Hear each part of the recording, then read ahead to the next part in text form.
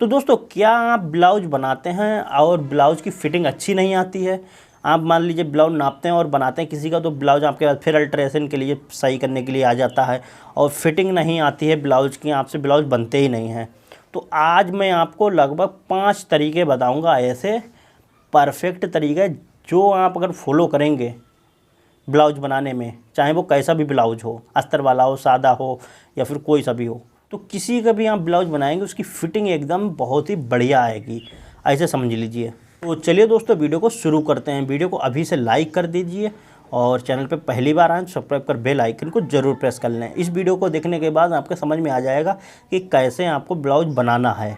Okay, देखिए पहला तरीका मैं आपको बताता हूँ।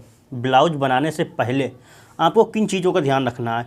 सबसे पहले आपको ग्राहक से पूछ लेना है, जो भी ग्राहक है, कि ये ब्लाउज़ की नाप सही है या नहीं सही है। पहली चीज़ तो आपको यही पूछना है, क्योंकि अगर उसने ब्लाउज़ गलत दे दिया, गलत नाप दे दी, और कभी कभार होता है नहीं ध्यान रहता, लोगों को दे देते हैं, तो उसकी वजह से क्या होता है कि आपका जो ब्लाउज है वो भी आप उसी नाप बनाएंगे, वो बेकार हो जाएगा। पहली चीज़ तो इसको आपको पूछ लेना है। तो अगर वो कहे हाँ ठीक है, ये ब्लाउज़ सही है और इतना ही हमको सेम टू सेम इतना ही चाहिए है, तो फिर ठीक है। ओके, पहला काम आपको ये करना है। अब बात करते हैं दूसरी चीज़ की। दूसरी चीज़ में क्या देखना होता है कि ब्लाउज काटें उससे पहले आपको देखना है ब्लाउज का साइज़ क्या है। साइज़ मतलब ब्लाउज 32 चेस्ट है, 34 चेस्ट है, 36 चेस्ट है, 38 है, 40 है, 42 है, कितने चेस्ट का है ब्लाउज। आपको सबसे पहले ये देखना हैवी ब्लाउज है या फिर मीडियम ब्लाउज है या फिर मतलब छोटा ब्लाउज है। तो सबसे पहले अब ये देखना क्यों है वो मैं आपको बताऊं। तो देखिए, इसके लिए देखना होता है आपके ब्लाउज की डांटें। ये जो डांटें हैं इनको देखना होता है। ये हर ब्लाउज में अलग अलग तरीके से पड़ती हैं। मतलब अगर मीडियम बना रहे हैं तो उसमें अलग तरीके से पड़ेंगी, और दुबला मतलब छोटा ब्लाउज है, किसी का पतला, तो मान लीजिए किसी का चेस्ट कम है, ब्लाउज छोटा है, तो आपको उसमें डांटें जो हैं वो अलग तरीके से डालना है। और थोड़ा सा बड़ा ब्लाउज है तो उसमें अलग तरीके से डांटें पड़ती हैं। अब डांटों से बहुत ज़्यादा फिटिंग पे असर पड़ता है, वो मैं आपको बताऊं कैसे।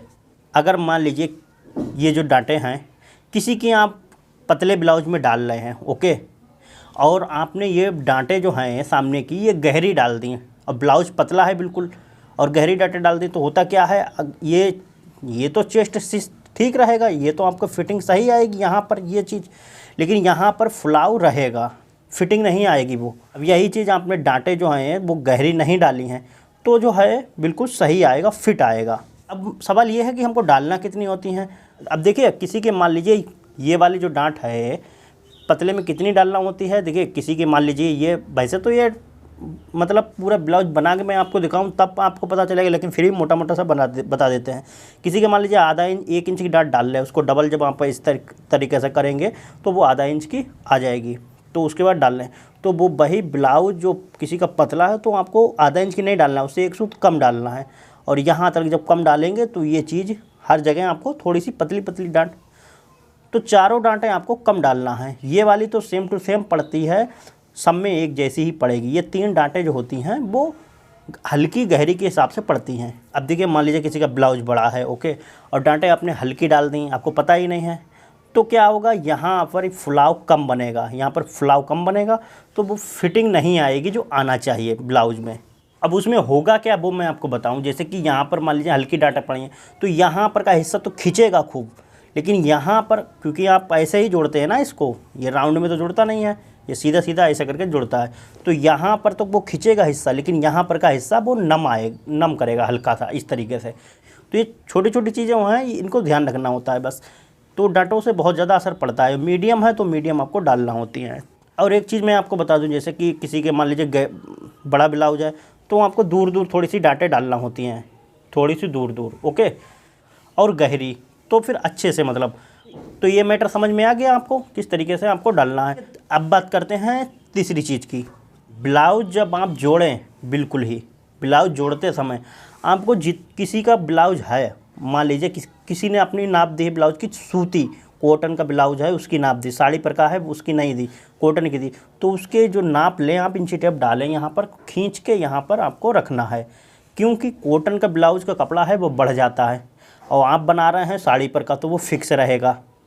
तो फिर क्या होगा कि आपने ऐसे ही रख के उसको नाप लिया, इस तरीके से ऐसे रखा और नाप लिया, आपने उसी हिसाब से ब्लाउज बना दिया, लेकिन वो जो नाप का दिया है वो तो कॉटन का है, वो किसी ने पहना है वो तो बढ़ जाएगा कपड़ा ऐसा करके।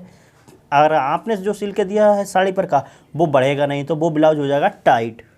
तो ये अक्सर बहुत लोगों के साथ होता है, मैं आपको बता दूं ये चीज़, क्योंकि बढ़ने वाला कपड़ा हो ब्लाउज का तो उसमें क्या होता है कि ब्लाउज का कपड़ा बढ़ने वाला है और आपने जो सिल है वो बढ़ने वाला बिल्कुल नहीं है, और नाप आपने ऐसे ही रख के ले ली तो फिर ब्लाउज वो टाइट हो जाता है। तो इसीलिए आप जब भी जोड़ें ऐसे ब्लाउज़ों को तो एक बार पहले जोड़ें, उसके बाद आप खोल के ये बटन और फिर नाप के ब्लाउज से मिला के आपको पूरा नाप लेना है अच्छे से।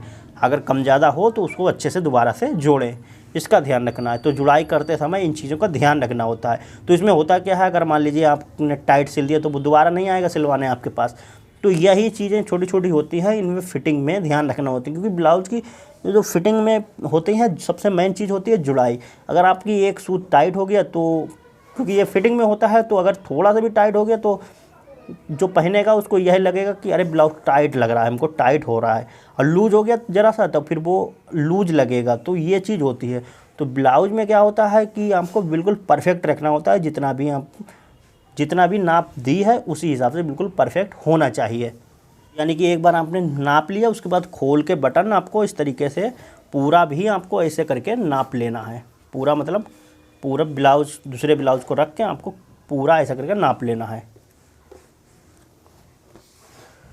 चौथी चीज़ क्या ध्यान रखना है आपको, कंधी जो है वो ब्लाउज की, जैसे कि मान लीजिए आपकी किसी का 33 चेस्ट है, 34 है, 36 चेस्ट है, उसका जो यहाँ पर का जो तीरा है कंधी का वो आपको 10 रखना है, 10 कटिंग करना है, इससे ज़्यादा आपको कटिंग नहीं करना है। और अगर मान लीजिए किसी का इससे ज़्यादा 37 चेस्ट है, 38 चेस्ट है, तो आप 10.5 कटिंग कर दें। क्योंकि होता क्या है, अगर आप इसको तीरे को बढ़ा देंगे, यहाँ पर तीरे को जब बढ़ाएंगे तो ये हिस्सा भी आपका बढ़ेगा, ये हिस्सा जो है ये वाला, ये हिस्सा भी आपका इधर साइड में बढ़ेगा। और जब इधर साइड में ये बढ़ेगा तो यहाँ पर जो है इसमें, जैसे कि शर्ट में हम लोग पहनते हैं यहाँ पर तो कपड़ा रहता है ना यहाँ पर, तो वो चीज़ यहाँ पर फिनिशिंग नहीं आएगी, ऐसे समझ लीजिए। फिनिशिंग नहीं आएगी तो वो उन्हें मज़ा नहीं आता बिल्कुल भी पहनने में, तो ऐसे समझ लीजिए। तो इसमें क्या है कि हमको तीरा ज़्यादा नहीं रखना होता है इसमें, और तीरा ज़्यादा रखने से क्या होता है कि ब्लाउज की कंधी भी बहुत जल्दी उतर जाती है, तो ये भी प्रॉब्लम होती है। अगर आप तीरा ज़्यादा रख देंगे इसको, और फिर आपने मान लीजिए गला मान लीजिए उतना ही रखा है, कोई बात नहीं, लेकिन किसी बैक उतना ही रखा है, लेकिन क्या है बैक का गला आपने बड़ा करा तो भी आपकी कंधी उतर जाएगी। इसलिए जो है आपको तीरा बहुत ज़्यादा नहीं रखना होता है, ऐसे समझ लीजिए। और बहुत ज़्यादा कम भी ना रखें, मतलब 10 तीरा कटिंग करें, 5 दूनी 10 और 10.5, और बहुत ज़्यादा कीजिएगा तो 11, इससे ज़्यादा आपको कटिंग नहीं करना है, ऐसे समझ लीजिए। ब्लाउज का तीरा जो है वो बिल्कुल ज़्यादा नहीं रहना चाहिए। चौथी चीज़ समझ में आ गई आपको, उसी से ये फिनिशिंग आती है और उसी से हमारी कंधी नहीं गिरती है अगर तीरा आपने ज़्यादा नहीं रखा है तो, क्योंकि ये बाजू हमारी चढ़ के ऊपर आएगी तो ये चीज़ बिल्कुल साफ़ आती है। और मुड्डे जो हैं वो आपको चौकोर में ही काटना होते हैं, चौकोर बिल्कुल ऐसे करके जैसे ये कटे हैं। अब देखिए बात करते हैं पांचवी चीज़ की। तो पांचवी चीज़, आपको ब्लाउज जब भी बनाएं तो मान लीजिए किसी का ब्लाउज बना रहे हैं तो उसकी पैपिन वाला ब्लाउज है, पैपिन निकाली तो पैपिन उसकी ख़राब नहीं होना चाहिए, पैपिन ठोस निकलना चाहिए बिल्कुल भी। आप जब भी निकाल रहे हैं ठोस पैपिन निकलने से क्या होता है कि गला जो है वो यहाँ पर बिल्कुल चपक के आता है, वो जो है गला चपक जाता है। अगर आपकी ठोस पैपिन नहीं निकली है तो गला जो है वो चपकेगा नहीं और देखने में नहीं गला अच्छा लगेगा। तो ये चीज़ का ध्यान रखना है आपको, गला जो है वो आपका अच्छा बैठे, तो इसलिए आपकी पैपिन एकदम परफेक्ट होना चाहिए। इतनी चीज़ें आपको करना है। और ब्लाउज जोड़ते समय ब्लाउज परफेक्ट, बिल्कुल एक सूत का भी इधर उधर फ़र्क नहीं होना चाहिए। तो एक बार जोड़ने के बाद आपको ब्लाउज दोबारा से नाप लेना हो। जैसे एक बार नाप ली ब्लाउज की उसके बाद जितना भी चेस्ट है 18 चेस्ट है तो रख दिया इधर साइड में, कमर 16 है तो रख दी। और उसके बाद फिर हमने इसको सामने को खोल के और उसका नाप का खोल के फिर उनको दोनों को नाप लेना, बराबर हैं बिल्कुल नहीं है बिल्कुल। ऐसे ही हम बनाते थे ब्लाउज, बहुत ज़्यादा ब्लाउज दुकान पे बनते थे, इतने ज़्यादा हम पूरे दिन ब्लाउज ही बनाते रहते थे पहले जब हम चेलागिरी सीखते थे तब। तो बहुत ज़्यादा मैंने ब्लाउज बनाए, कोई भी आता था फिर वो बहुत ज़्यादा सिलवाता था, 4-5 ब्लाउज से कम लाते ही नहीं था कोई भी।